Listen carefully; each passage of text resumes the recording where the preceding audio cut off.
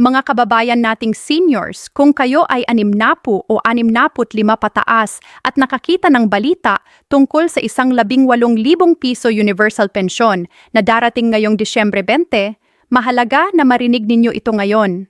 Umupo muna kayo ng komportable, kumuha ng tubig at makinig ng mabuti dahil gusto kong linawin ang isang malaking pagkakamali na kumakalat sa social media at sa iba't ibang grupo ng mga seniors.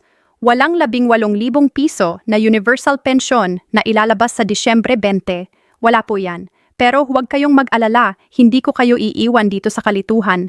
Sa halip, tutulungan ko kayong maintindihan kung ano talaga ang mayroon, kung sino ang qualified, magkano ang tunay na pensyon na pwede ninyong makuha, at paano ninyo masisiguro na hindi kayo makakaligtaan ng mga benepisyo na para sa inyo. Kaya pakiusap, manatili kayo hanggang dulo ng usapang ito dahil maraming importanteng detalye na kailangan ninyong malaman para hindi kayo magsisi o mawala ng pera na dapat sa inyo. Ang totoo, ang balitang yan tungkol sa 18,000 piso ay parte ng isang malaking misunderstanding o kaya naman ay fake news na kumakalat.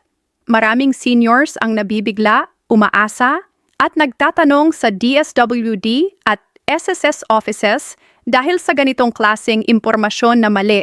Kaya naman, bilang isang kaibigan na gustong tumulong, sasabihin ko sa inyo ng direkta at malinaw ang tunay na sitwasyon ngayong Disyembre 2024. Una sa lahat, ang kasalukuyang social pension para sa indigent senior citizens ay 1,000 piso bawat buwan lang. Hindi 8,000 piso, hindi 10,000 piso, kundi 1,000 piso lamang kada buwan. Ito ay base sa Republic Act 11,916 na nagdouble ng dating 500 pisong monthly stipend nung nagsimula ang 2024. Ibig sabihin, kung kayo ay qualified bilang indigent senior citizen, ang makukuha ninyo ay 1,000 piso bawat buwan o kaya 3,000 piso kada quarter, depende sa payment schedule ng inyong lugar. Kung bibilisin natin iyan, maximum na 12,000 piso ang makukuha ninyo sa buong taon, hindi 18,000 piso sa isang araw. Ngayon, alam kong marami sa inyo ang nagtanong, sino ba talaga ang qualified dito sa social pension na ito? Hindi lahat ng seniors ang makakakuha nito at ito ang masakit na katotohanan na kailangan ninyong tanggapin. Ang Social Pension for Indigent Senior Citizens or SPISC ay para lamang sa mga indigent seniors. Ibig sabihin, yung mga walang regular na kita, walang suporta mula sa pamilya o kamag-anak para sa pang-araw-araw na pangangailangan at walang pensyon mula sa GSIS, SSS, PVAO o private insurance. Kailangan din na kayo ay frail, sickly o may disability. Kung kayo ay tumatanggap ng SSS pension o GSIS pension o kung may anak o apo kayong nagbibigay ng regular na suporta, hindi kayo qualified dito. Mahigpit po ang criteria na ito at ang DSWD ang nag-validate kung sino ang qualified at sino ang hindi. Para sa mga may SSS pension naman, ang sistema ay iba. Ang SSS retirement pension ay calculated based sa inyong contributions at years of service. Ang minimum pension ay 1,200 piso kung kayo ay may at least 10 credited years of service o 2,400 piso kung kayo ay may at least 20 credited years of service. Marami sa mga regular na SSS pensioners ay nakakatanggap ng 3,000 piso hanggang 8,000 piso bawat buwan, depende sa kanilang contribution history. At mabuting balita, ang SSS ay naglabas ng 13th month pension ngayong Disyembre. Ibig sabihin, nakatanggap kayo ng extra 1 month's worth ng pension bilang parang bonus or Christmas gift. Ito ay inilabas na noong November 29 para sa first batch at December 4 para sa second batch. Kaya kung SSS pensioner kayo, dapat nasa bank account ninyo na yan ngayon. Balik tayo sa universal pension na yan dahil alam kong yan ang nag-udyok sa inyong panoorin ang video na ito. Ang Universal Social Pension na magbibigay sa lahat ng seniors ng 1,000 piso buwanan regardless kung indigent kayo o hindi ay isang proposed bill pa lamang. Ito ay House Bill 10 423 na approved na ng House of Representatives noong Mayo 2024 with 232 affirmative votes. Pero ito ay nasa Senate pa at hindi pa ito batas. Walang tiyak na petsa kung kailan ito magiging batas at walang guaranteed na amount na 18,000 piso. Ang proposed universal social pension ay 500 piso kada buwan para sa non-indigent seniors at eventually, within 5 years, lahat ng seniors ay makakakuha ng at least 1,000 piso kada buwan. Pero hanggang hindi pa ito naaprubahan ng Senate at hindi pa nila sign ni President Marcos, ito ay proposal pa lamang at hindi kayo makakakuha ng kahit anong pera mula dito. Ang dahilan kung bakit kumakalat ang ganitong fake news ay dahil maraming tao ang hindi nakakaintindi ng proseso ng pag-approve ng batas. Kapag may congressman o representative na nag-announce ng isang bill, maraming tao ang nag-assume na ito ay batas na agad. Hindi po ganun. Kailangan pang dumaan ito sa Senate, kailangan ng budget allocation, kailangan ng implementing rules and regulations, at maraming proseso pa bago ito maging totoo. Kaya importante na huwag kayong maniwala agad sa mga balitang walang official source. Always check kung galing ba ito sa DSWD, sa SSS, sa NCSC, or National Commission of Senior Citizens, or sa official government websites. Kung galing lang sa Facebook post ng isang random na tao o sa isang grupo na walang verification, mag-ingat kayo. Ngayon, gusto kong tumulong sa inyo na maksimisahin ang benefits na talagang available sa inyo ngayong 2024 at 2025. Una, kung kayo ay indigent senior citizen at hindi pa kayo registered sa Social Pension Program, pumunta kayo sa inyong barangay o sa DSWD Field Office at magtanong kung paano kayo makakapag-apply. Dalhin ninyo ang inyong senior citizen ID, birth certificate, at anumang proof na wala kayong regular income. Ang proseso ay maaaring medyo mahaba dahil kailangan nilang i-validate ang inyong status, pero kung qualified kayo, makakakuha kayo ng 1,000 piso buwanan o 3,000 piso quarterly depende sa payment schedule sa inyong lugar.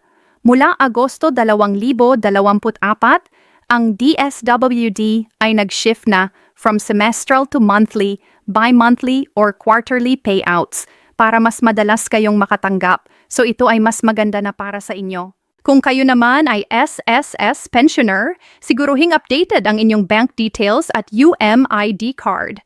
Ang mga SSS pensions ay na-credit directly sa inyong enrolled ATM card o sa inyong disbursement account. Kung hindi pa kayo enrolled sa DAME or Disbursement Account Enrollment Module, gawin ninyo ito through My SSS portal para siguradong walang delay sa inyong pension. Check din ninyo kung nakatanggap na kayo ng 13th month pension ngayong Disyembre dahil ito ay dapat nandyan na sa account ninyo before December 4th. Kung wala pa, contact agad ang SSS hotline o pumunta sa nearest SSS branch. Importante ring maintindihan ninyo na ang social pension ay tax-exempt, ibig sabihin, walang bawas yan. Ang 1,000 piso na yan ay buong 1,000 piso. Pero sa SSS pension, kung malaki ang pension ninyo at umaabot ng certain threshold, may possibility na subject ito sa withholding tax, pero karamihan sa mga pensioners ay hindi naman umabot dyan kaya walang problema. Ang mahalaga, huwag kayong mag-alala sa tax issues dahil halos lahat ng seniors ay exempted na dahil sa inyong age at sa level ng income. Isa pang bagay na kailangan ninyong malaman ay ang tungkol sa mga clawbacks o reductions. Maraming seniors ang natakot na baka bawasan ang kanilang pensyon o baka may madadagdag na requirements. Sa ngayon, walang clawback sa social pension ng DSWD or sa SSS pension. Ang 1,000 indigent pension ay guaranteed na kung kayo ay validated at ang SSS pension ninyo ay based sa inyong contributions, kaya hindi yan bababa basta-basta. Pero, oo, may mga instances na pwedeng masuspend ang inyong pension, halimbawa kung nalaman na may kayo palang iba pang source of income na hindi ninyo na-report o kung nalaman na may pamilya pala kayong sumusuporta sa inyo. Kaya importante na honest kayo sa inyong application at sa annual revalidation. Pag-usapan naman natin ang mga tips para sa pag-maximize ng benefits. Una, kung kayo ay may anak o apo na working at nag-contribute sa SSS, pwede kayong maging dependent nila at makakuha ng additional benefits through the SSS Dependent Allowance Program. Pangalawa, make sure na kayo ay naka-register sa lahat ng senior citizen benefits, hindi lang pension. Ito ay kasama ang PhilHealth coverage, senior citizen discount sa medicines at groceries, at priority lane sa mga government offices. Maraming seniors ang hindi alam na may karapatan sila sa 20% discount sa medicines, kaya ginagamit ninyo yan dahil malaki ang maitutulong niyan sa inyong monthly budget. Pangatlo, kung kayo ay may sakit or disability, check ninyo kung qualified kayo sa DSWD Assistance to Individuals in Crisis Situation or AICS program. Ito ay tumutulong sa medical expenses, funeral assistance, at iba pang emergency needs. Hindi ito pension, pero ito ay one-time assistance na pwede ninyong i-apply kung kailangan ninyo. Pang-apat, kung kayo ay nasa Geographically Isolated Area o GIDA, mayroon kayong additional consideration sa payment schedule, so magtanong kayo sa inyong barangay kung paano ninyo makukuha ang inyong pension kung mahirap ang access sa inyong lugar. Sa mga susunod na buwan, bantayan ninyo ang balita tungkol sa Universal Social Pension Bill. Kung ito ay maprubahan ng Senate, ito ay magiging game changer para sa lahat ng seniors. Pero hanggang walang official announcement, huwag kayong umasa o mag-expect na may malaking pera na darating. Ang safe na approach ay mag-focus sa mga benefits na available na ngayon at siguruhing nakukuha ninyo ang lahat ng entitled sa inyo. Magtanong kayo sa DSWD, sa SSS, sa NCSC, at sa inyong barangay. Maraming free assistance programs at services na available, pero kailangan ninyong magtanong at mag-apply. Hindi yan kusang dudulog sa inyo.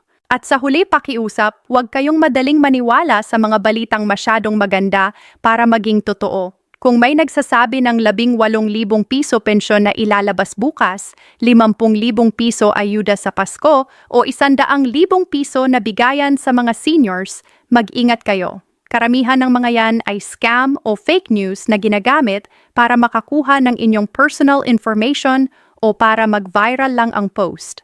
Always verify sa official sources. Check ninyo ang DSWD website, ang SSS website, at ang official social media pages ng government agencies. Kung hindi ninyo makita doon, most likely fake news yan. Kaya, mga kababayan kong seniors, ang mensahe ko sa inyo ay simple. Walang 18,000 piso universal pension sa Disyembre 20. Ang totoo, may 1,000 piso monthly pension para sa indigent seniors mula sa DSWD, may regular SSS pension kung kayo ay contributor dati, at may 13 buwang pension mula sa SSS na na-release na ngayong Disyembre. Focus kayo sa mga benefits na totoong available. Mag-register kayo kung hindi pa kayo naka-register at huwag kayong madaling maniwala sa fake news. Bantayan ninyo ang official announcements tungkol sa Universal Social Pension Bill, pero huwag kayong umasa hanggang ito ay approved na at may implementing rules na. Magtiwala kayo sa proseso, magtanong sa tamang tao, at laging mag-verify ng information. Salamat sa inyong pakikinig at sana nakatulong ito sa inyo na maintindihan ang tunay na sitwasyon.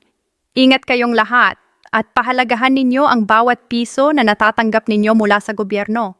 Ito ay karapatan ninyo bilang seniors na nag-contribute sa lipunan sa loob ng maraming taon. Hanggang sa muli at mabuhay ang ating mga seniors.